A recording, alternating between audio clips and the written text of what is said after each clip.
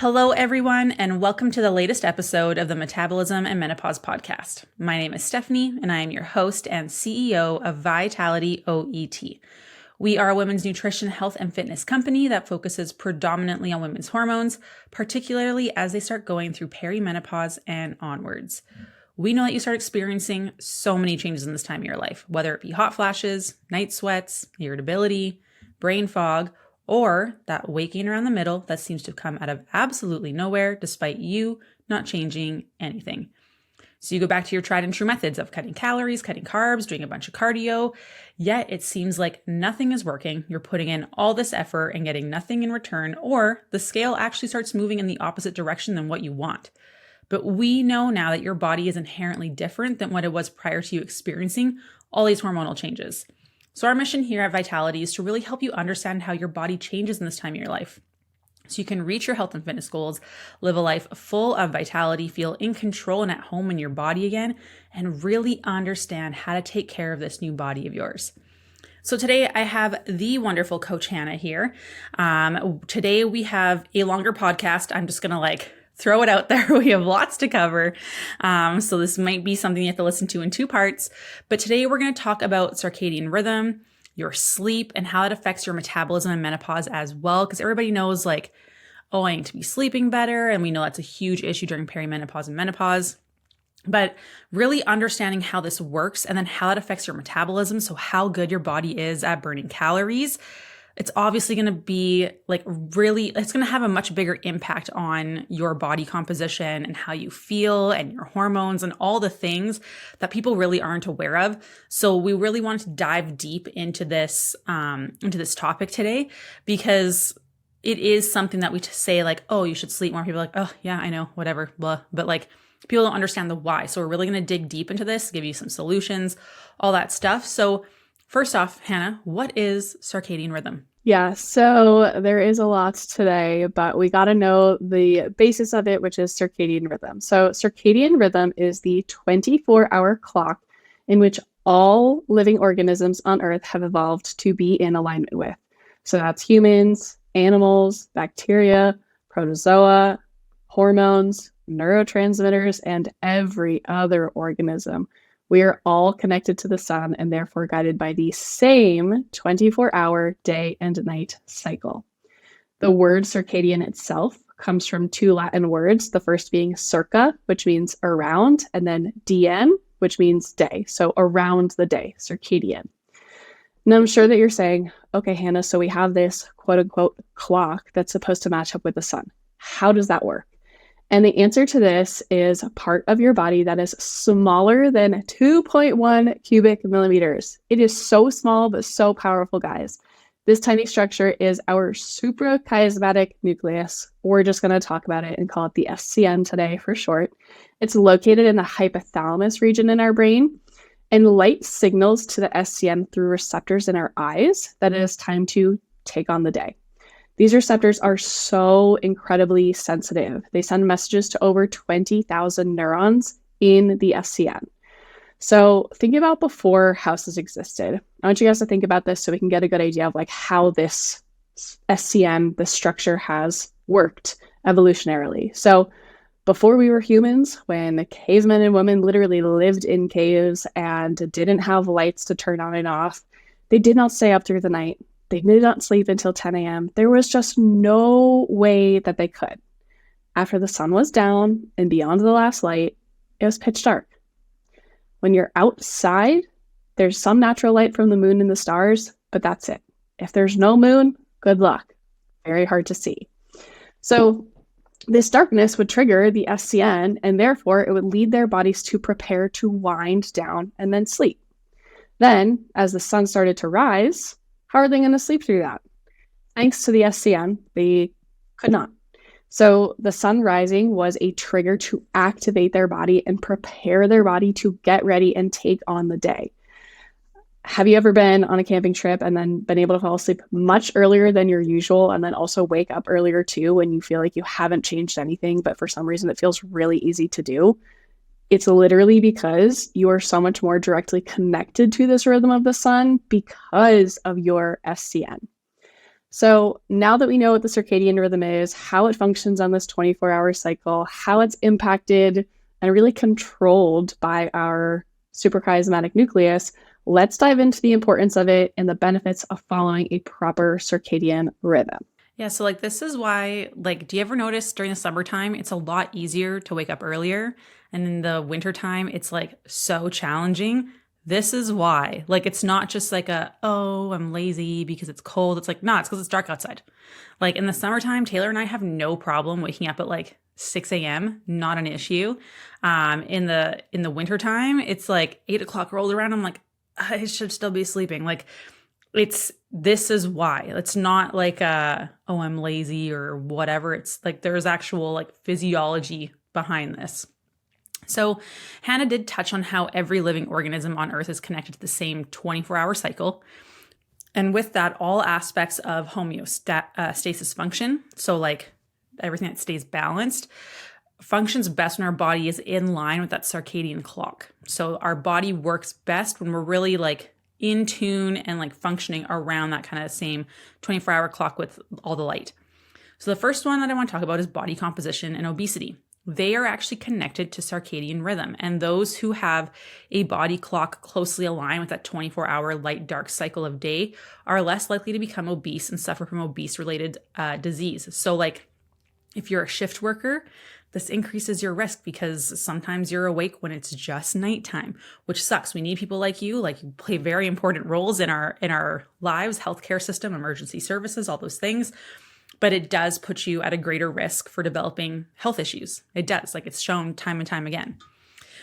We also see that our melatonin and our cortisol curve are directly related to our circadian clock. So when we do our Dutch testing, for example, we're looking for our cortisol curve. We want it to be higher in the morning, and then it comes down as the day goes on and is low at nighttime. So cortisol, when it comes up, it peaks about 2 hours after we wake up and then slowly tapers off in that afternoon.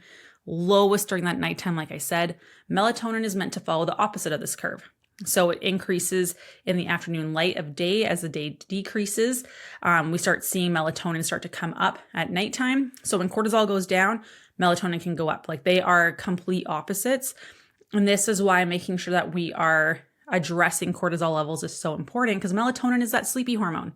It's what makes us feel tired. It helps us fall asleep. So if your cortisol is really high, it actually doesn't allow for melatonin to be produced.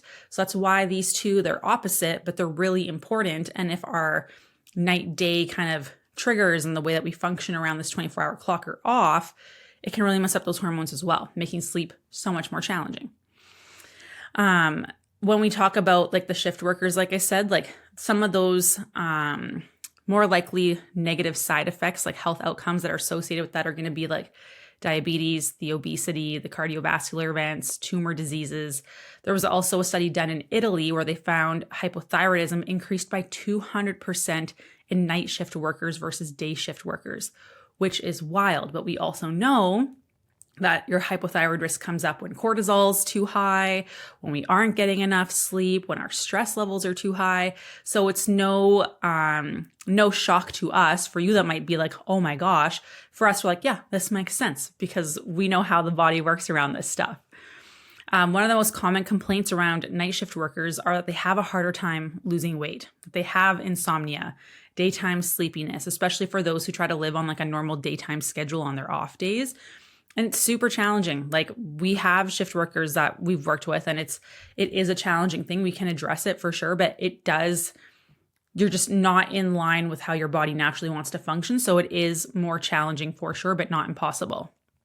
And then when you think about how all of us are surrounded by bright lights and screens that stimulate our body opposite of what the sunlight does, mimicking that environment for shift workers, therefore making it a lot more difficult for us to get quality sleep. So if you think about it in the evening, if you're working and let's say you're a nurse, you're in front of screens or you're on your phone and all those kinds of things, and then you leave and it's daytime, your body's like, what?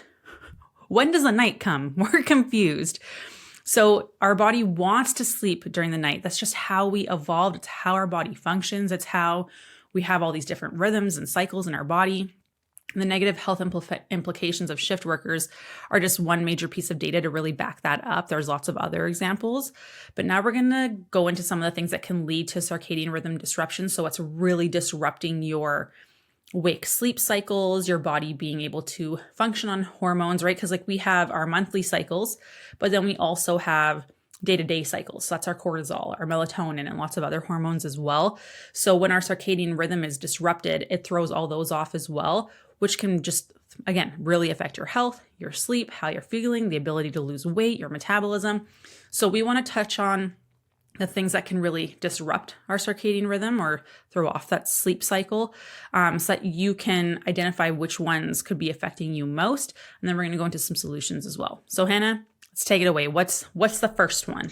So, excuse me, the first thing that we're going to talk about that disrupts our circadian rhythm is sleep disorders. And this is specifically sleep disorders that are seen in menopause, because of course, that is what we want to focus on here with you guys. There are so many other sleep disorders, so we're not going to touch on everyone that you guys likely have experienced, but just those that we see very commonly. So in menopause, insomnia can be caused by hormonal changes, especially because melatonin production has been shown to decrease in our menopausal years. We know, like Steph said, melatonin is that sleepy hormone, so with less of it being produced, it's going to make sense that falling asleep often becomes more and more difficult in these perimenopausal and menopausal years and also beyond. The next is going to be hot flashes or vasomotor disorders, and these disrupt over 75% of postmenopausal women. This is not including the percentages of during perimenopause as well. It is actually believed that hot flashes are tied to the decrease in estrogen as we go through perimenopause and menopause. And some studies have seen that there is typically a peak number of hot flashes in the afternoon and fewer in the evening, but nothing to make solid claims. So you can kind of see that hot flashes have their own circadian rhythm of sorts. Progesterone also has an effect on sleep and has been shown to help treat mild sleep apnea, which is another sleep disorder that many people suffer from. As we get older, more people tend to develop sleep apnea. So with mild cases of sleep apnea, progesterone has been shown to improve and get rid of those symptoms. And this is due to the changes in estrogen and progesterone through the menopausal years, which can lead to those hot flashes and disrupted sleep and poor quality. So hormone replacement therapy can really, really improve sleep quality for many women in and beyond menopause. Yeah, and that's something you really got to like play around with too. Is like depending on the type of HRT you're on, it can make some symptoms worse. So I know like if you're on progestin, for example, we did a podcast on this in the past, but it can actually increase like anxiety and things like that. So it really depends on how your body responds. If you can get bioidentical hormone therapy, that's always the ideal.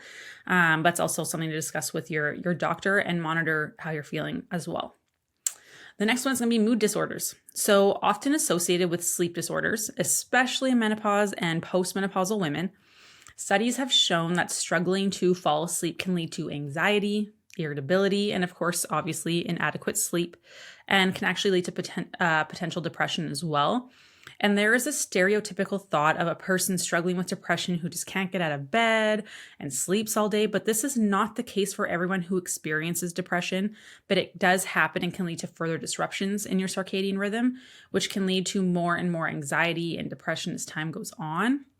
So, for example, shift workers actually have a higher likelihood of developing depression. And it's seen that those with depression are more likely to follow similar sleep patterns of night shift workers. So where you're like sleeping in more or you're like staying up later, napping through the day, those kinds of things. And some studies even show that depressive symptoms on their own have a circadian rhythm where symptoms can be worse in the morning. A study from 2020 showed that the night owl chronotype, so someone who like is very like productive in the evenings and things like that, was more likely to develop a mood disorder and in developing coping mechanisms. Those who were a morning lark kind of person opted for activities that yielded fewer psychological problems and an overall improved outcome. So that's something just to like be aware of, that you're more likely to develop a mood disorder if you're more of a night person than a morning person. With changing time zones during travel, this is something that I hate. This happens so much to me, and I'm lucky because my time zone where I live actually never changes, but it makes meetings and stuff just a nightmare for me because like my calendar will then always change when the time changes. But like my day-to-day, like evening, night, that stays the same, which is awesome. But with changing time zones during travel and therefore experiencing jet lag, individuals are more likely to experience anxiety than had there been no change. So this is me. If I have a lot of travel back to back, I'm a disaster. It is not a good time. And Taylor's like, what is going on? And I'm like, I'm just stressed. And yeah, my body is stressed from all these changes. So if you've ever felt weird after just like even 1 hour change of daylight savings, you can think of this too. Many of us sleep in a few hours on the weekends to quote unquote, like try to catch up on sleep, right? But in reality, all we're doing is giving ourselves some like social jet lag almost, which can lead to decreased sleep quality due to disrupted circadian clock and increased mood disorders. So all that's like pretty wild. And like, it's just very interesting. And we're going to touch on like how to improve all these things, obviously at the end. Because this is like an interesting one that like we'll talk a little bit more about. Yeah, for sure. The social jet lag is definitely something that is hard for many people to accept and make changes with, but we'll talk a bit more about this when we talk about consistency with sleep, but it really, really does make a huge difference in our ability to get good quality sleep if we can try our best to get rid of social jet lag, which is just staying up later to hang out with people or socialize on the weekends and then sleeping in because you have the ability to and freedom to on the weekends or like days you're not working. So the next thing that we're going to talk about that can disrupt your sleep is eating after daylight hours. And we'll get into the nitty gritty here a bit with like amount of food, because as you know, we love a bedtime snack here. So why does eating after daylight hours impact our circadian rhythm? So the SCN is controlled by light. It's not controlled by feeding. So when feeding times are shifted out of the light-dark cycle, there becomes a disconnection or disruption in our body's natural rhythm. So you may be seeing light at the right times of day, whether it's like artificial light or you're getting up and getting outside. But if your eating cycle is off and say you eat like a really, really large meal at like 10 p.m., your body's going to be really thrown off of that circadian cycle. Eating meals after daylight hours can lead to an increase in energy in the body. It can lead to lower sleep quality due to your body working really hard on digestion, and therefore can lead to less restorative sleep. So whenever possible, it is best to eat the majority of your meals during the daylight hours. So this doesn't mean fast and then like only eat during daylight hours. It just means to be mindful of your intake. It's not because food after a certain time turns to fat and that makes things worse for us. No, that doesn't happen. The reason that eating during daylight hours is important is because excess consumption of food later in the day disrupts sleep. So as we've talked about, like so many things are dependent on sleep with our health. Like our homeostasis is best. We have the best health when we are in alignment with that circadian clock. So eating the majority of your calories, that does not mean every single bit, but the majority of our calories and daylight hours is recommended. Personally, I wake up when it is dark outside and I wake up really stinking hungry. I'm going to eat in the morning. I feel better when I eat in the morning. I feel better even if it's like pitch black out for the next 3 hours of being awake. So I will still eat at that time. In the wintertime, it gets dark here at like 4:30 p.m. I'm not eating dinner at 4:30 p.m. But I eat the majority of my calories during daylight hours, and it definitely has made an improvement. Next, we're going to talk about caffeine. Go ahead, Steph. With the like fasting thing, like a lot of people are like, oh, I just heard Hannah say, since it's dark out, I don't have to eat breakfast. No, that's not what we're saying, especially if you're doing exercise in the morning. You still have to have something. But like, if you're already going to be up and awake, having that breakfast in the morning, even if it's dark out, to give you that energy to help with your hormones, super, super important.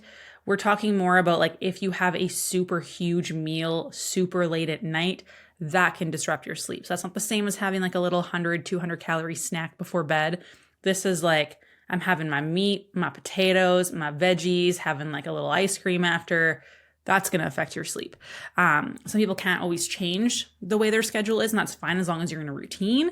But like, please don't fast just because you heard one sentence and now you want to use that, because we all look for proof to continue doing what we want to do, even though it might not be best for you.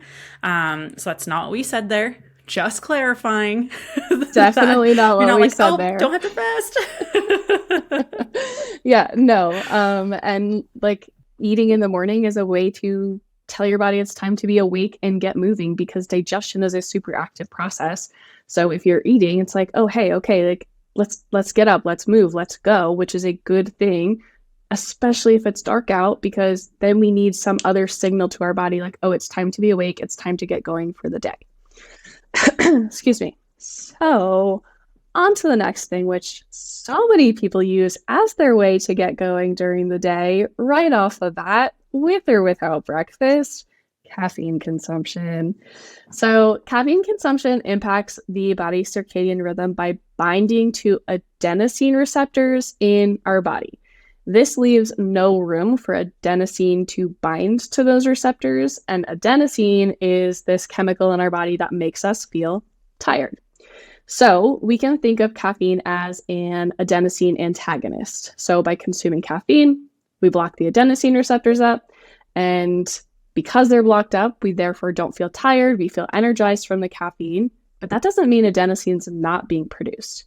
It is still being produced in our body. So that's why many of you experience an energy crash after your caffeine starts to wear off.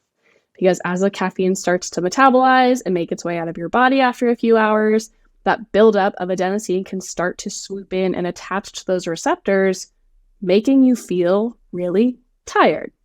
So the more you drink caffeine throughout the day, the more likely you are to disrupt your circadian clock, making it harder to sleep, which makes it harder to wake up, which makes you more dependent on caffeine for energy in the day to follow. And as you can see, that's a cycle that can be really hard to beat. We especially want to avoid caffeine consumption on an ideal 8 to 10 hours before sleep, but at a minimum 6 hours before sleep. So like the half-life of caffeine, so how long it lasts in our body, there are different numbers out there. Some people say it's like 12 hours, some people say it's 6 hours, but definitely safe to say that 8 to 10 hours before sleep, if you are sensitive to caffeine, is going to be the ideal range for you to get good quality sleep, or at least more likely to get good quality sleep. As you'll see, there are lots of things that impact our sleep and our circadian rhythm, but definitely at a minimum 6 hours before sleep. So like right now, I'm finishing a coffee and I will be in bed probably in 8 to 8.5 hours. It's like 12:30 right now. 8 to 8.5 hours. So great. I've got a good amount of time before then.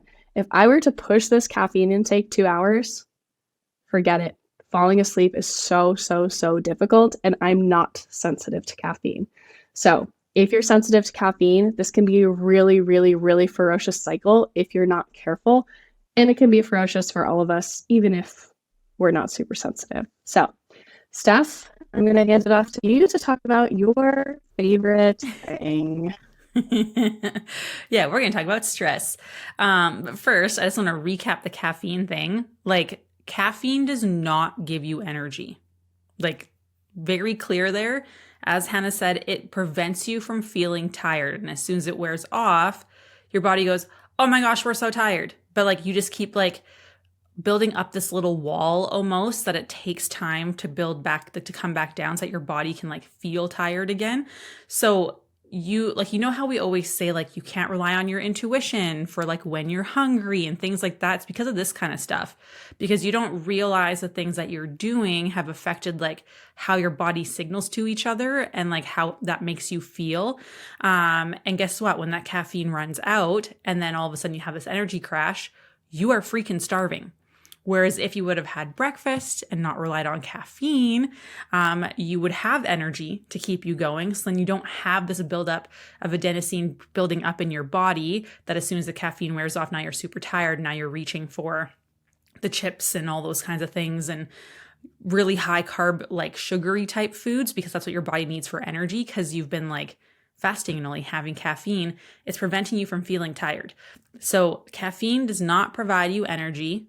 It just stops you from feeling tired. And then when you do start feeling tired again, you have that crash. And then like, that's where like the cravings can be pretty wild.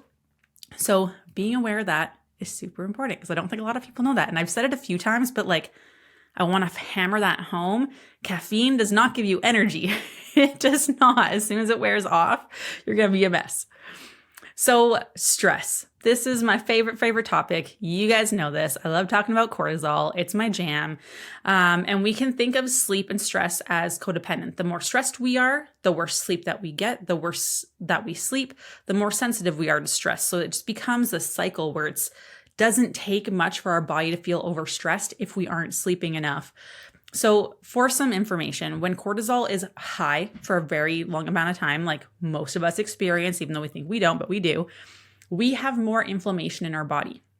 And increased inflammation requires more sleep to get rid of. Sleep is one of the best things to really help you with like blood sugar control and stress levels and hormones and muscle growth and removing inflammation and blood sugar control. So what happens is we see cortisol be elevated and our body is just dumping sugar into our bloodstream. Regardless if you're eating or not, it will break down muscle and it'll break down intestinal lining, causing more inflammation, but it breaks down muscle, takes it to your liver turns it into sugar goes into the bloodstream, then your insulin comes up and then blood sugar gets brought back down, cycle continues. So if you're just having caffeine all the time, this is what you're doing. You're just feeding your body by breaking down your muscle and gut lining, which we don't want. So we have this increased sugar in our bloodstream to either fight the bear or run away from the bear. But the problem is we're not actually like running away from anything. Like it's very rare we're actually like in a super high trauma, like what you would consider like, oh, I need to run away from danger or like protect myself. So your sugar doesn't get used up, right? Like you're not actually fighting something or running away from something. We're at our desk stressed out because our boss is a jerk and we're thinking about finances and we didn't have breakfast and we didn't sleep well. We're not eating enough food. We're avoiding carbs. All those things are stress on our body. So then insulin comes up. When insulin comes up and this cycle of like, okay, insulin comes up, it brings blood sugar down. We need more sugar because we're in a stress state. Our body like dumps more sugar into our bloodstream. Cycle continues. And cortisol will always win this battle. It doesn't matter. Like as your insulin will never beat cortisol. Cortisol will beat insulin every single time. And eventually your body becomes insulin resistant. So it's like insulin's knocking on the doors of your cells. Be like, hey, we have sugar in our bloodstream. We need to get rid of it. And your body's like, we've heard this before. It's not an emergency. So like, we don't need to worry about it. And then what happens when we become more insulin resistant is we have more inflammation and therefore we need more sleep. So touching back on the point before, like caffeine and drinking caffeine straight away in the morning, having caffeine on an empty stomach after waking can cause your cortisol levels to go up even higher. And if we're always in this state of fight or flight, our digestion goes to crap because our blood flow is getting ready to fight this bear or run away from the bear. So blood goes to our arms and legs to fight this bear or run away. But we're just sitting at a desk, right? So blood flow goes away from our gut to prioritize our brain, our arms, our legs. And then we see that our gut digestion process really starts to slow down because there's no blood flow to help move things along. So then we have more bloating and a slower gut, and that results in even more inflammation. And as Hannah spoke about before, slow digestion does directly impact our restorative sleep. So like if we're eating too late, for example, right, that affects how well we sleep. So does this. And there is so much more stress that is in our body, and all of which truly comes back to sleep. So if you want to know more on stress specifically, you can go back to episode 19, where we talk a lot about that. I had another one recently come out as well, so make sure you go back to that one. But there's just so much stress and things that cause stress that seriously negatively impact everything. It makes it harder to fall asleep. The more stressed you are, the more sleep that you need. So we have to find a way to like break this cycle, which we're going to talk about at the end here. And then blood sugar dysregulation. Blood sugar is something that is a very trendy topic. We talk about it a lot to try and debunk some things because some of the stuff on the internet is just like, what? Like I just can't deal with some of the stuff out there. But there are so many things that can lead to dysregulated blood sugars, and more often a drop in blood sugar, which can wake us up at nighttime. So if you're struggling to fall asleep, stay asleep, this can be because cortisol is too high and our blood sugar is dropping too low. Okay, so eating highly processed, quick absorbed sugars like desserts, candy, foods with added sugar, even honey before bed will lead to sugars to increase, and then your sugars will drop at nighttime, which increases cortisol, which wakes you up. So this is where like people are like, oh, I only have like a couple pieces of chocolate before nighttime or before bed, or ice cream before bed is just like my little sweet treat. No, if you want your treats, honestly, have them earlier in the day, have them after a meal, or pair it with like something else that's going to help slow digestion, so you're not getting that blood sugar spike and drop. Because having that treat before bed is completely ruining your sleep. If you have dysregulated sugars throughout the day, which can be influenced within the first hour of your day, you're more likely to have insatiable sugars through sleep as well. So eat a breakfast of protein and fiber and fat and carbs in that first hour. It really sets your body up for success by providing the necessary combinations of food for blood sugar restabilization and appetite regulation. Because like we mentioned, if you're having coffee on that empty stomach, it's going to increase that cortisol. You're going to not feel tired, and then it's going to wear off, and you're going to feel how tired you are. You're going to have those cravings. So having a breakfast with carbs and protein is so important. Not to mention, if you have coffee on an empty stomach, you're going to have more blood sugar dysregulation as well, because it's going to affect your insulin resistance. So anytime that we have a spike or crash in sugars and stress goes up, when stress goes up, it's going to continue dumping more sugar into our bloodstream as well. And then the cycle just keeps repeating. And over time, that again will build to that insulin resistance, which we do not want whatsoever. We know that's very challenging. It can lead to fat storage. It can affect your metabolism, really affect your health. So start with a meal within the first hour of waking, not only for just having a better sleep at nighttime, but for your metabolism, especially in menopause, since we need to buffer cortisol as best as possible because we don't have estrogen and progesterone there anymore. So cortisol and blood sugar are so closely tied together. I have a study pinned in my highlights on Instagram that you can go to that shows the relationship between stress and blood sugar and insulin resistance. It's just finally, after us like talking about this for so long, are finally being published. People are finally realizing this is an issue. Because it's not carbs, you guys. It's not. Like, if you're having a bunch of like candy and sweets, sure, that's definitely going to affect your sugars. Whole grains, oats, fruit, like potatoes, that's not what's affecting your blood sugars. It's not. Nobody got fat from eating baked potatoes. It's not a thing. So like, we have to start switching that mindset and understanding how this can help our stress levels, our hormones, our metabolism, our sleep. It's a huge thing, and I could talk about it forever. Yes, absolutely. There's so many things that tie into stress and blood sugar dysregulation together.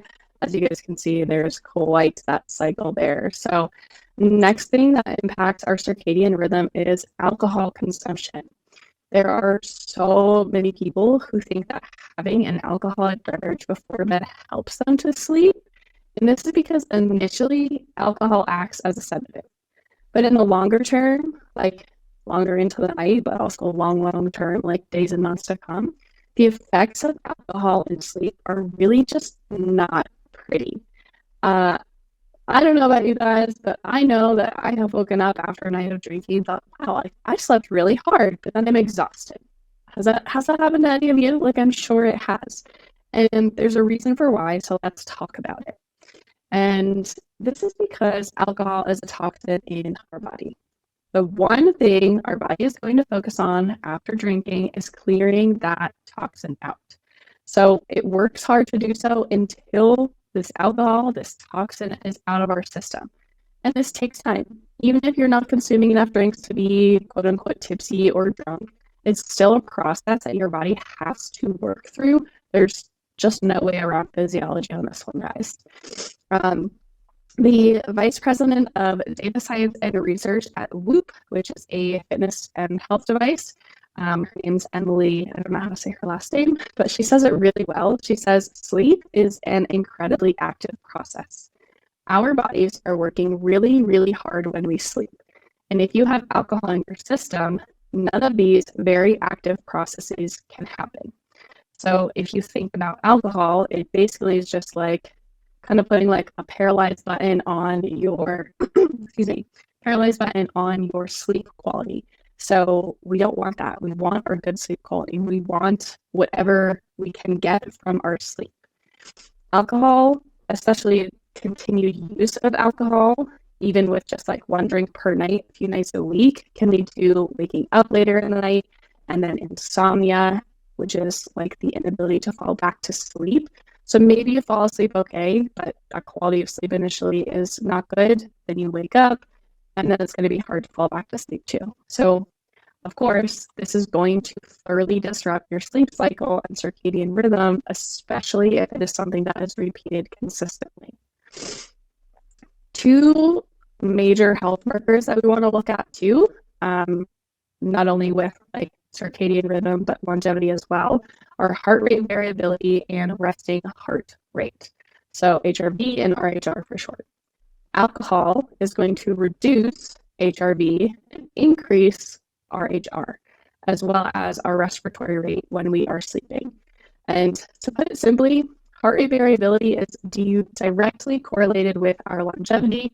The higher our HRV, the more likely we are to live a long and healthy life. So we don't want things that are going to make our HRV lower. We don't want that. Alcohol, without fail, will make your HRV lower and increase your resting heart rate. And we want to maintain the lowest resting heart rate that we can. Exercise is a way that we can actually reduce our resting heart rate too. So a little personal anecdote for you guys here that was shocking to say the least with HRV and resting heart rate was with my Whoop. So I've been wearing a Whoop since like the middle of November, and I do drink every now and then, far less often than I usually do, or than I used to rather. Back in December, I had gone like 2 weeks without drinking, and then we had a Friendsgiving. So I was like, sure, like I'll have an espresso martini. I love espresso martinis. I made them. And then later in the night, I had a couple of beers as well, like less than 2 beers. But that night, starting in the middle of my first drink, which was the espresso martini, my stress levels on the Whoop rating scale were so high, like into the dark orange. And my Whoop was like, you're doing a really intense workout for an hour and a half. I was not. I was literally sitting on my butt talking to people. So through the night, like when I was sleeping, 4 hours of sleep were in the high stress zone, 2 hours were in the mid stress zone, and then finally that last hour, I finally like tapped down into like some low stress. But typically, guys, like my sleep is just like a flat line with like a little bump all in the low stress zone. So after this, I was like, oh my goodness, alcohol has such an impact on sleep. I woke up, I felt terrible. I had no energy. It just was not a good time. And ever since then, I've seen very consistent patterns in my sleep, even if I have a drink during the day, like many hours away from going to bed. So much so, like I'm so impacted by this that like my Whoop gives me a negative 19% score for alcohol consumption on my recovery, and the next lowest is a minus 6%. So like a huge difference than anything else. Yeah, and I think like with alcohol, like honestly, it makes a huge difference. And I don't think people realize how much of an impact it has on sleep until they start paying attention to some of these things. Like people started figuring out, oh, alcohol does increase my hot flashes from the stress response and things like that. But like, of course it impacts your sleep because like when you have alcohol in your system, your body's not prioritizing anything except getting it out because alcohol is a neurotoxin. There are no nutritional health benefits from drinking alcohol. And that's not me saying don't have it because that'd be hypocritical because when I'm not pregnant, I do enjoy a sangria every now and then.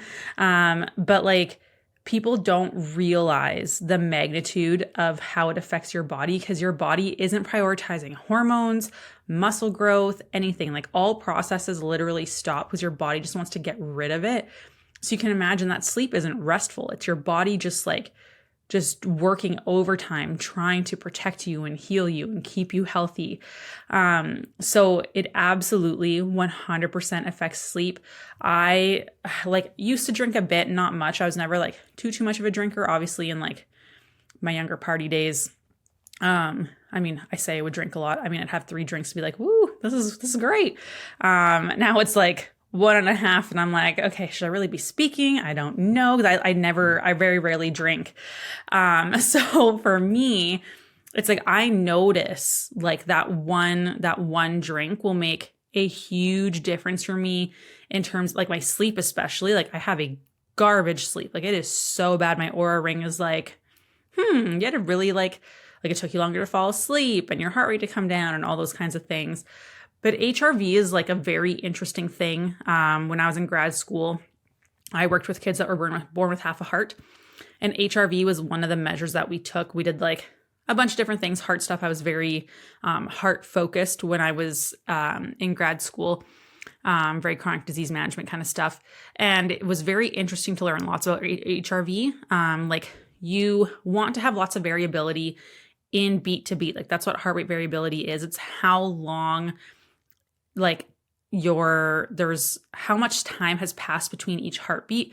And you want lots of variability. That means you're calm, you're in the rest and digest portion of your nervous system, which is associated with really good health outcomes, obviously. But if you have a high resting heart rate, the variability will be much shorter between them, right? Because you can imagine like with a slow heartbeat, it's like, okay, like there could be a little bit longer, a little bit shorter. When your heart rate is fast, there's not a much variance because your heart's just like going. So you have less variance between your heartbeats, which shows that you're more in like the fight or flight portion of your nervous system. So the lower your HRV is, the more you're in fight or flight. The higher your HRV is, the more you're in the rest and digest portion of your nervous system, which is associated with lower cortisol levels. So if you have a device that like measures HRV, obviously some are less accurate than others and that kind of stuff. However, that's a pretty good indication of like, oh, I'm in a lot more stressed state than I thought I was. And it can be very eye-opening for a lot of people. I could nerd out on HRV all day. Like I studied a big portion of like 2 years of my life, like on this stuff. And I love it so much. Like I love this kind of stuff. But yeah, like if you have something that measures your HRV, if your HRV is high, that means you're more rest and digest. If your HRV is low, that means you're more in fight or flight. So this can be a little bit eye-opening because people have it on there and like, oh, what does it actually mean? If your HRV is low, that means you are pumping full of cortisol, ladies. So pay attention to that number. And don't tell me you're not stressed because you are. I love it. Yeah, we'll circle back to HRV on like how to improve your sleep too and like where that comes into play. But yeah, alcohol can be pretty gnarly to those health markers. So don't let it fool you. It may help you to fall asleep, but it ain't gonna help you get good sleep. So the next thing that can disrupt our circadian clocks, our circadian cycle, is light or the lack thereof. So like I talked about, we used to sleep in caves. In those caves, light would come and go as the sun rose and as the sun set, which would therefore help to set everybody on the same sleep and wake cycle. Now, today, 2024, almost at 2023, we live in houses with access to bright lights, and we have blinds so we can block light out. We have screens. We have access to food readily.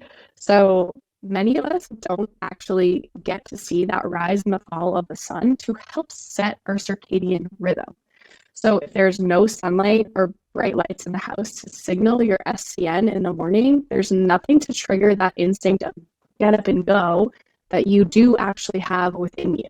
If you're like, I've never been a morning person, I'm not a morning person, you're just like one of those, you feel like you're a person who's never going to be energized in the morning, I challenge you to either, if you can, open your blinds right away if the sun is up, or turn lights on right away and just like get your eyes exposed to bright light, because the lack of light makes it so much more difficult to get moving in the morning. Something to really just like call out and help you guys to understand how freaking sensitive the STN is to light. Researchers were actually able to reset their circadian rhythms of blind individuals who still had their eyes. Those who had their eyes removed had free running circadian rhythms and it did not impact them. But in this study, they literally used light for people who were blind. So they can't see, but they still have this access to their SCN to help reset their circadian rhythm with the use of light. So let's remember this for when we talk about how to reset your circadian rhythm. But similar to light and dark, we also now have specifically blue and green light wavelengths to consider. Blue wavelengths have definitely the greatest power to reset our circadian clock, which means that every time we're exposed to blue light, so our screens, TVs, things like that, you are resetting that clock. You are sending the signal, wake up, go, wake up, go, wake up, go. Every time you pick your phone up or look at the TV when you're laying in bed, thinking it's helping you to wind down. It makes your body think it's the start of the day. We are exposed to blue light primarily through screens, but there are also some other blue lights that we get exposed to during the day, which are like natural blue lights being outdoors, and those are great. But after the sun has gone down, we're not supposed to see blue lights. So that's where this disruption can really, really, really start to kick in. Okay, so now that we've talked about all the things that can mess things up, and a lot of you are like, all of this is me. That's okay. We're going to give you some solutions now instead of all the doom and gloom. So we're going to move on to all the things that you can do to reset that circadian rhythm.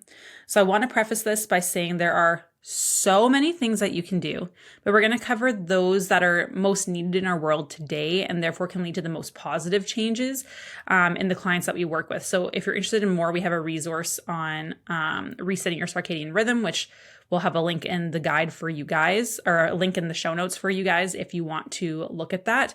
But we're going to cover the really big ones, like the bang for your buck, because there's lots of things that you can do, but it's like if you did one or two of these, like the effort you put into those will give you the most return, as opposed to some of the other ones that, yeah, you'll see some return, but not as much. And like, I'm all about efficiency, getting the most bang for your buck. So like, these are the things that are going to help you the most. Some of them you're going to be like, oh, I don't really want to do that. You don't have to, but they are the things that are going to make the biggest difference for you. So number one, sleep-wake consistency. This has been shown time and time again to be the number one contributing factor to improving sleep quality, even if you are not sleeping for longer. Sleep-wake consistency is having consistent bedtimes and wake-up times, even on the weekends, which I'm sure lots of you were like, So this is why, like, if you think about, like, because we talked about sleep and inflammation and all those things, if you're not getting consistent sleep, wake up and like go to bed times, the scale will like fluctuate. Like, pay attention to that. Like, if your sleep was shorter, if you were up later, if you slept in more, if you woke up earlier, the scale is going to reflect that in terms of inflammation and water retention. So something to be super aware of. So like, you might actually be seeing progress, like your body might actually be losing weight, for example, if you're in a fat loss phase, but it'll be masked by water retention and inflammation from the poor sleep from the weekend or travel or whatever that was. So if you're someone who travels, that's something you really need to be mindful of because you're disrupting that circadian rhythm, right? You're not going to sleep at the same time all the time because it might be like 2 hours later compared to where you usually are, or things like that, right? So consistent sleep-wake time increases your REM sleep. This is the mentally restorative stage of sleep. It increases slow wave sleep lengths, so your deep sleep, and physically restorative sleep stage. So having consistent sleep-wake times, you can increase your heart rate variability and decrease your resting heart rate, which are those two factors that heavily influence your longevity, your overall health, push you into that rest and digest portion, lower your cortisol levels, and it can also improve mental health with more consistent sleep and wake routine. Now, this does not mean like to the second or even the minute, but in a 30-minute plus or minus range is going to be best for consistency, sleep, and wake cycles. The human body loves routine, consistency, and of course, circadian rhythm. So think about like kids. Kids thrive on routine. Even if you think about kids that like have maybe like some cognitive disabilities, or even kids that have like autism, routine, routine, routine. And this is like, it's true for adults, and we think that we don't need to, but like our bodies thrive on routine, because then it decreases stress. Our body knows what to anticipate, when to anticipate. When your kid misses a nap, what does that afternoon look like? Horrific, right? You have a screaming toddler who is throwing stuff, who is throwing tantrums. We don't react physically that way. At least I hope not. We're not throwing tantrums, but our body inside is actually throwing a tantrum.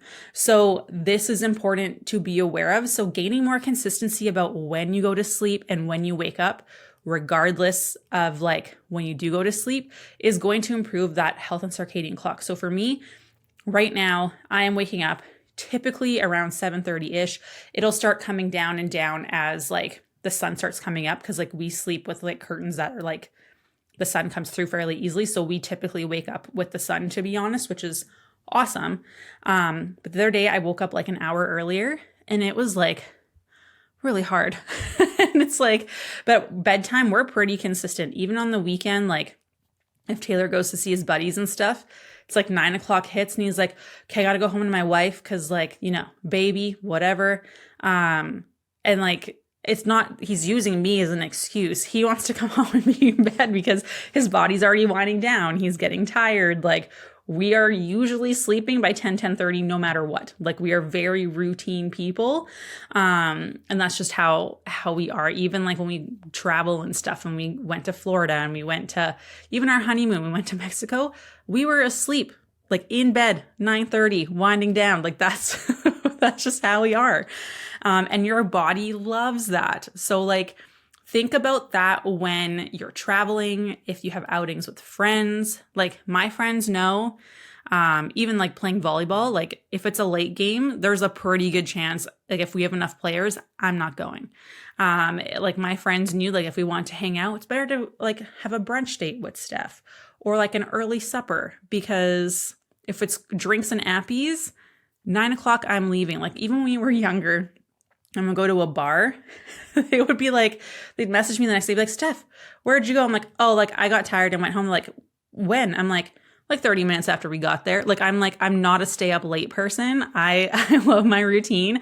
I was the worst person to go out with. You can ask anyone who was like in me in that stage of life that I would go out with.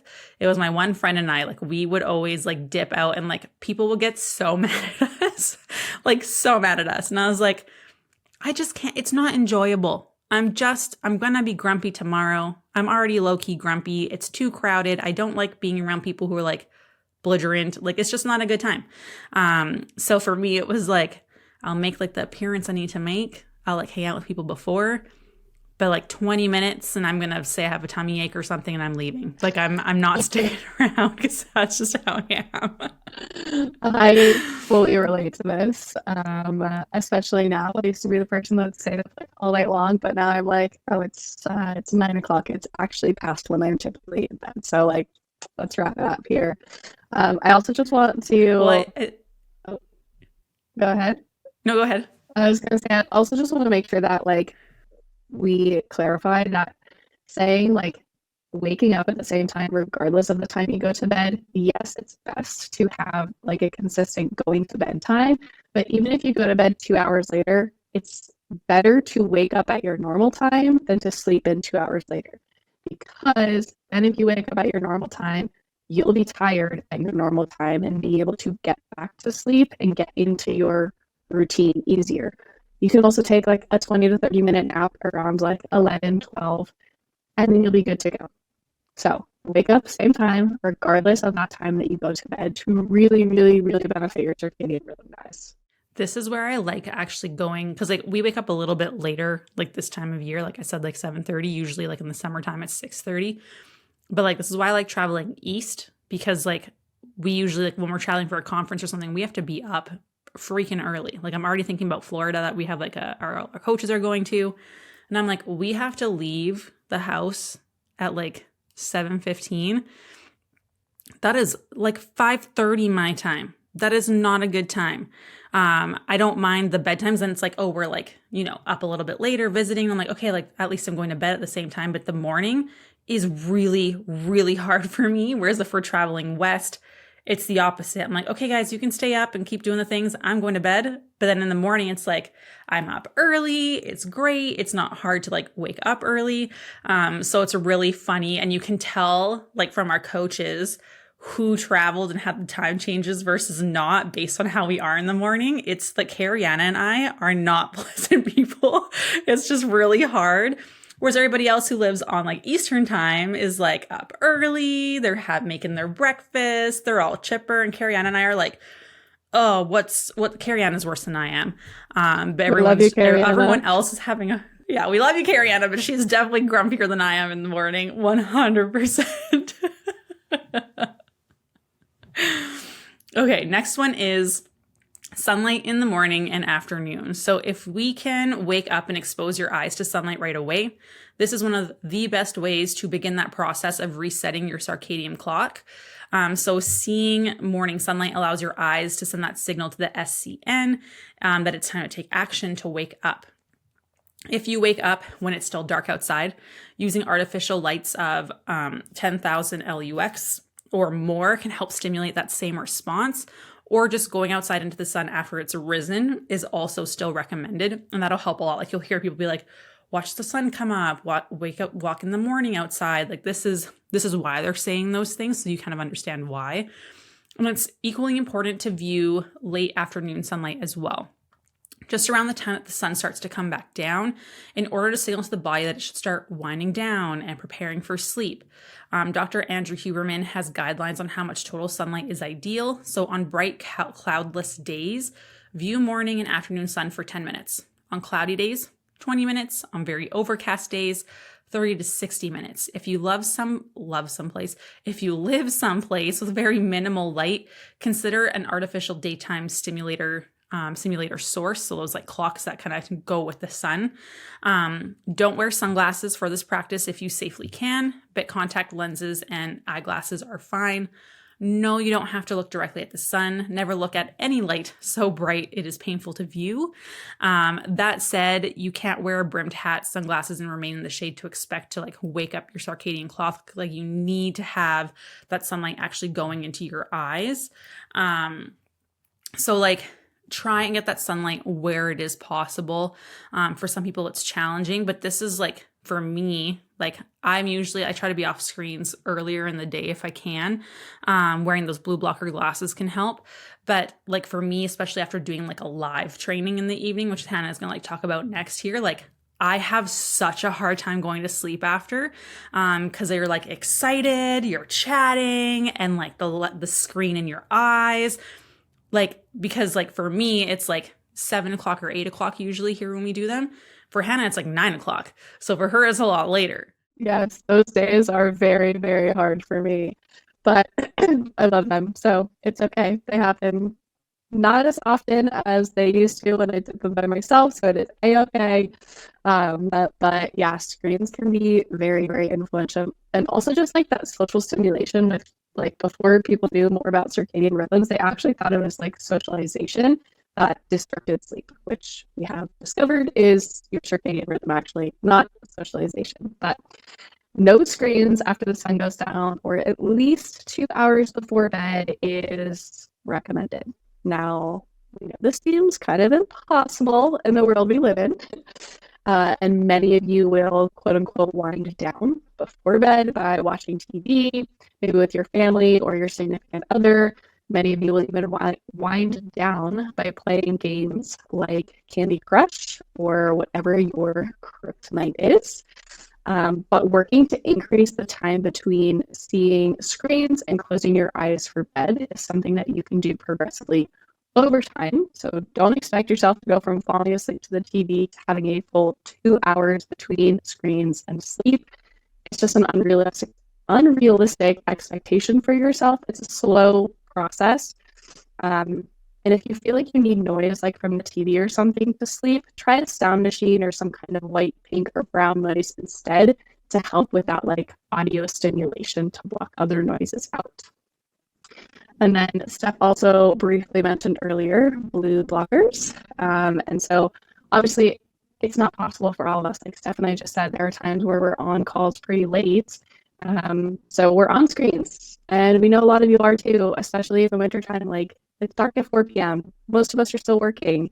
But blue and green light blocking glasses 2 to 3 hours before bed or after the sun goes down those winter months is recommended, because we know no screens is pretty tough. So wearing a really nice pair of blue blockers is going to be the next best option for you. You want to get a pair that's going to block blue and green light wavelengths, as both are disruptive to our melatonin production and therefore sleep. The more blue light that we see, the less melatonin we produce, and so that can create lots of these sleep disorders that we discussed earlier too. There are tons, like so many blue light blocking glasses out there now. You'll find some on Amazon for like super, super, super cheap, but I personally will encourage you to spend a little bit more money here. Invest in a good pair that's going to help you to take care of your eyes, take care of your brain, take care of your sleep, because guys, sleep is just like holding on top of everything here for our health. And like I have personally had the super cheap Amazon pair and also a nicer quality pair, and I can for certain say that the nicer pair has helped more with my sleep. I'm going to give you guys some brands, but there are so many. Also, like a price range here. So Roca are like super, super, super high quality, but they're also really expensive. But they come in light and darker shades for blue blockers. And then Felix Gray, these are the ones that I personally have. They're definitely more affordable compared to Roca, but of course still like a bit more of an investment. And they also come in both like lighter and amber colored lenses. So if you are somebody who really is on screen super late in the day, the darker colored lenses might help you to get better sleep. And if you wear prescription glasses, you can also get your prescription put into Felix Gray glasses frames with their blue blocking science lenses, which is great too. I buy direct, the word like I-E-Y-E, not I personally, but EYE buy direct has lots of affordable options to find. And there are honestly so many more as well. So just do a little bit of research for yourself and find what works best for you. But since it's really hard to completely eliminate blue and green light wavelengths in this day and age that we live in, highly recommend getting yourself a pair of blue blockers. So the next one is eye masks. They're one of the things that can make a huge difference as well, especially if you're someone who is a shift worker and can't really change the schedule in which you sleep. So there is more light in the room. So since our SCN is so sensitive that even blind individuals with their eyes were impacted by light, blocking out as much light as possible is a must when you're trying to tell your body it's sleep time. I am going to be getting blackout curtains for our bedroom when baby comes, because when baby is sleeping, I am probably going to be sleeping. Sleep is such a huge priority for me. It is like the one thing I'm not really willing to like negotiate on very much, because I know when I don't sleep, I am hungrier. I am not as productive. Like I just feel terrible, which like makes me a little bit worried. So I am like doing all the precautions for when baby comes to really set myself up for as much sleep as possible and good quality sleep. The next one is a bedtime snack. This can help regulate your blood sugars throughout the night, allowing you to stay asleep and get a more restful sleep. We recommend half of the calories to come from a slow digesting carb, like oats, even a potato, or like a higher fiber whole grain bread. And then half of your calories coming from protein or fat. So eating this snack somewhere between 30 to 90 minutes before bed is really the sweet spot for most. So this is something like you could do oatmeal with like some protein powder, or like use the Fairlife milk in it instead. You can do some popcorn with a turkey pepperoni stick. You could do a whole grain higher fiber bread with some peanut butter, like there meat, cheese, and crackers. Like there's so many options that you can use. And it doesn't have to be anything big, like even one of those protein balls that have like the oats, the peanut butter, seeds, that kind of stuff, that can be helpful as well. Just remember that eating large meals after daylight hours can disrupt your sleep. So this is not meant to be like a whole meal before bed. It's just like 150 to 250 calories, depending on what your goals are. So Hannah, what's your favorite? Like mine for sure is going to be the popcorn and the turkey pepperoni stick because I love popcorn. It's got a little bit of salt. That'll help me not go to the bathroom as much at nighttime. So what is your favorite snack? Yeah, so I am a big cream of rice or oatmeal girl. So one of those with some nut butter and a little bit of Greek yogurt mixed in, because I find personally I do better with like some protein and some fats, not just like one or the other. So yeah, those are my go-tos. Yeah, and we have like a whole thing on like bedtime snacks and things like that. So you can always message me for that. Head to our Facebook community. That's where all our guides are held. There's like hundreds and hundreds at this point now because we've been doing this for a long time. So whatever you need is probably going to be up there. And the next one is legs up on the wall. This is another one that can help. We've talked about this lots. If you're new, this is where you lay on the floor or on your bed and you put your feet up on the wall. So your body's kind of like in an L shape. I used to do this in like meetings. I do it in the airport. I do it everywhere. And what it does is that it helps bring you out of fight or flight into the rest and digest portion of your nervous system. So this is where like when you're in that fight or flight, we talk about how blood flow goes away from your gut and goes to your arms and legs, right? To fight the bear, run away from the bear. And it's also going to lead to more bloating. So if you're someone who has stress bloat that gets bloated throughout the day, worse as the day goes on, this is something you can do for 5 to 10 minutes during the day sometime to help bring you out of fight or flight, to help with your digestion as well. But it's going to help lower those cortisol levels. So it brings blood flow from the legs back to the gut to help with digestion. It slows your heart rate. It slows your breathing, lowers your cortisol levels. So if we're doing things to actively reduce cortisol in our body, that's going to help with your sleep. It's going to help regulate your circadian rhythm. So try this for 5 to 10 minutes in the middle of the day. And then before bed, a lot of women have told me they started doing it before bed and then like fall asleep with their like legs almost up, which is awesome. And it helps a lot. So this is something that we get all of our clients to do. Yeah, so all of these things, guys, I want you to try. Obviously, you're not going to try all of them at the same time, but pick like one, maybe two that you think, okay, like I can do this. Maybe it's blue light blocking glasses and an eye mask. Those are probably like the two simplest. You don't necessarily have to change your behaviors. They're just like some little investments, and then you get to continue on with your normal life. But try them for a minimum of 2 weeks before you decide if they work for you or if they don't. And when I say minimum of 2 weeks, I mean like 14 days consistently, guys, because circadian rhythm is so complex. It's not just going to happen in the snap of a fingers or a flip of a switch. It takes time. And then over time, you can start to add more things in. So be patient because you can improve your sleep. It can take some time. And there are some like supplements that you can use to support circadian rhythm and your sleep. There's lots. There's a few here that would be easier to find and better tolerated than others that we're going to talk about. The reason we bring up supplements last is because they are not the be all end all. If you don't change your behaviors, if you don't do the things that you were talking about before, if you're not eating enough, adjusting your exercise, having carbohydrates, if you're doing the fasting, having caffeine on an empty stomach, having a ton of caffeine, the supplements won't do crap. I'll be honest, there'll be a waste of money. It's not going to make a difference. I would rather see you put in effort in those other areas and see true change and address the root cause, as opposed to like relying on supplements that probably aren't going to make that big of a difference for you. But here are a couple that can help improve your sleep quality. So the first one's going to be magnesium glycinate, or L-threonate. We'd be here for a very long time talking about how these two can benefit your sleep. Coach Hannah and I actually did a live webinar in the Facebook group covering all things magnesium. It was freaking amazing.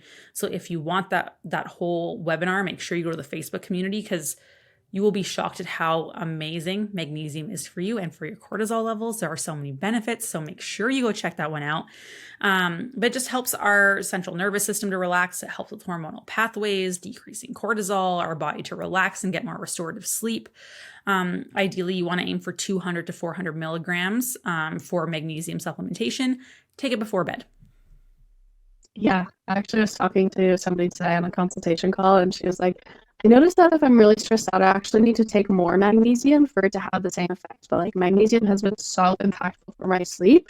So then the other day I was really confused when I couldn't sleep, and I realized, oh, it had been a more stressful day. So she took more magnesium and she was able to sleep. So very, very, very important. The next thing is GABA. So all caps, GABA. GABA is a neurotransmitter, and the activation of GABA can improve sleep, particularly reducing the amount of time that it takes us to fall asleep. So GABA works directly on our SCN. So at night it is inhibitory, but if we take GABA during the day, it is excitatory. So just another thing to show how our body is so tied to that circadian clock. With GABA, you want to look for a dose of like 300 milligrams and then take consistently for at least a week to see the benefits of it, because that's something that will take a little bit more time for like saturation to get the results that we're talking about here. L-theanine is another supplement that can be used to calm the body. Often people will drink caffeine and take L-theanine during the day to ease those caffeine jitters. A lot of people who have anxiety find that L-theanine is a really beneficial supplement for them day to day as well as for sleep. But for those of us who maybe don't have anxiety but have some troubles with sleep, or feeling like we're a little bit restless at nighttime, it can help to relax into a restful sleep. So taking L-theanine either in the day or before bed can be helpful in circadian rhythm improvements. And here we want to look for about 200 milligrams for dosing. The next one is tart cherry juice or extract. You may have seen like on social media, there's all these like sleep cocktail things where they use tart cherry juice and some kind of like magnesium powder. As long as you are able to find a juice that is not high in sugar, then we can get behind this one. It might be easier, honestly, just to take tart cherry extract in a powder or capsule form to get the same results without like that crazy high sugar intake, just because cherry juice is typically going to have quite a bit of sugar in it. And the next one is melatonin. We caution, as a supplement industry is not regulated, so some melatonin supplements will say 5 to 10 milligrams and have been found to have as much as 100 milligrams. And that is bonkers. So opt for the children's version, honestly, which is typically 3 milligrams or less, and take half to start. If you have sleep struggles, melatonin can be great to help you fall asleep, but we really want to work on improving the sleep habits and resetting your circadian rhythm to take out using melatonin so your body can produce it naturally. Because when you're getting stuff externally, then your body doesn't have to work as hard to produce it, right? So we don't want that to be something that you end up relying on. I have heard of some people get like really sick on melatonin too. So like start incredibly small. Honestly, I would do everything else that we talked about first before supplementing with melatonin if you can. Because a lot of people will say that it helps them fall asleep but not stay asleep. And this is because cortisol breaks down melatonin. So if you aren't getting like melatonin produced in your body and you're just taking it as a supplement, it'll get taken out quickly anyways, especially if you're in a high stress state. Yeah, for sure. And a lot of people who take like a normal melatonin supplement say that they get really crazy dreams or nightmares, and it's often because it's so dysregulated that we don't exactly know how much is in there. But I know that Steph and I could sit here and talk to you guys all day or for like an entire year nonstop with no sleeping on sleep, because there's so much information, and literally all of our health falls back on sleep as that backbone. So hopefully with this episode, you guys can start to make some small changes, do so over time. Consistency is the name of the game here in order to, improve your sleep consistency, your sleep quality, and therefore your quality of life, and start to see these changes that you're hoping to see with your body composition. Because like we talked about way at the beginning, our body, like the homeostasis of our body, so like our metabolism being happy, depends so heavily on being in a good cyclical circadian rhythm.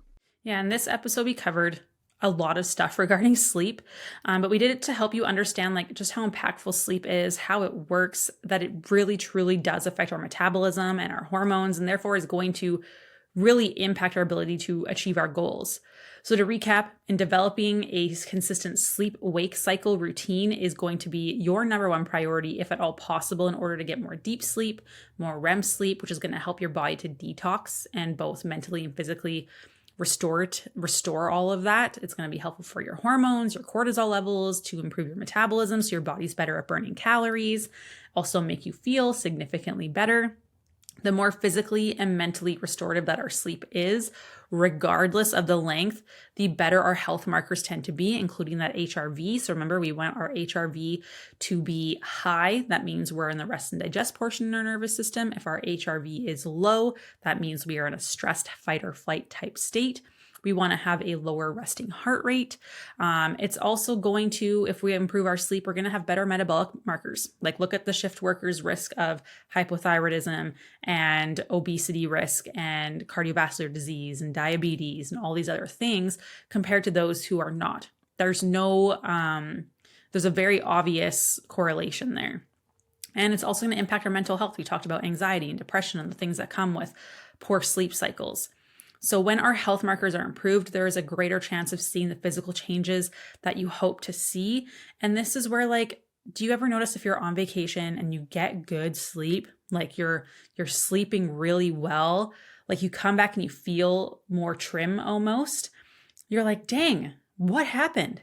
You were sleeping and you didn't have as much stress. It's not a coincidence. So I hope this was helpful. I know there was so many questions or so much information in here. And we could go on forever on this. But I hope this was helpful. Try one or two of those things. Pay attention to the alcohol, the caffeine. If you need help figuring out if you are in fact eating enough food, that's going to impact your cortisol levels and ability to sleep and melatonin production, just message me. I'm always happy to help with that and calculate those things. Honestly, booking a consultation call will be your best bet to get a hold of me quicker because it seems like everyone's messaging me, which I absolutely love. I love talking to all of you, but booking a consult call is going to be the way that you know that after that call, you're going to have everything that you need. And also, only 40% of you are subscribed. So the only way that we can reach more women and give them all this free information so that they can start changing their lives for the positive is by you subscribing and sharing. So please, please, please do that. Have a wonderful rest of your day, and we will talk to you soon. Bye.